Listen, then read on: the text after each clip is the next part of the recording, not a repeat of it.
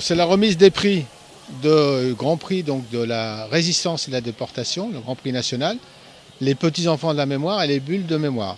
Donc c'est la remise des prix à des élèves de CM1, CM2, à des collégiens et à des lycéens qui ont participé à ces 3 concours, qui ont fait donc un travail de recherche durant toute l'année scolaire, encadré bien sûr par leurs professeurs, et un travail de restitution, alors soit sous la forme d'un devoir, d'un travail collectif, soit sous la forme de collage ou de bande dessinée, qui est un moyen d'intéresser les plus jeunes. Donc aujourd'hui, c'est un moment solennel de remise des prix avec ceux qui ont participé, qui ont organisé, donc la direction académique de l'Éducation nationale, la direction départementale de l'Office national des combattants victimes de guerre, la collectivité de Corse, la ville de Bastia, et puis les sponsors qui financent les prix qui sont remis aux lauréats, et donc de recevoir les lauréats, de recevoir leurs professeurs, leurs parents, et puis et surtout les présidents d'associations d'anciens combattants.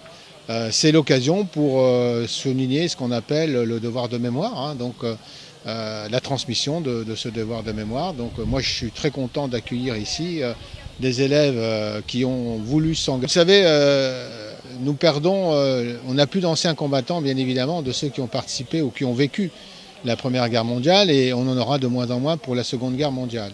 Donc l'objectif c'est d'entretenir et de perpétuer ce devoir de mémoire, et ceux qui peuvent le faire sont les jeunes. Ce sont les jeunes, comme je l'ai dit, les élèves, les collégiens et les lycéens.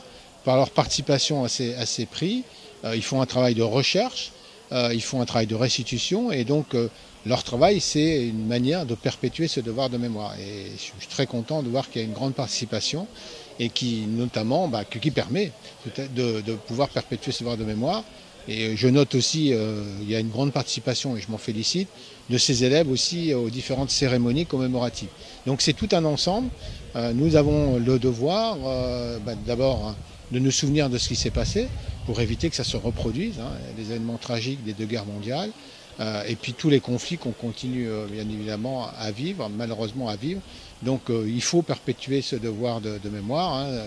Il faut rappeler quelles sont nos valeurs, qu'il faut maintenir la paix. La paix dans le monde, c'est quand même l'essentiel qui doit nous guider.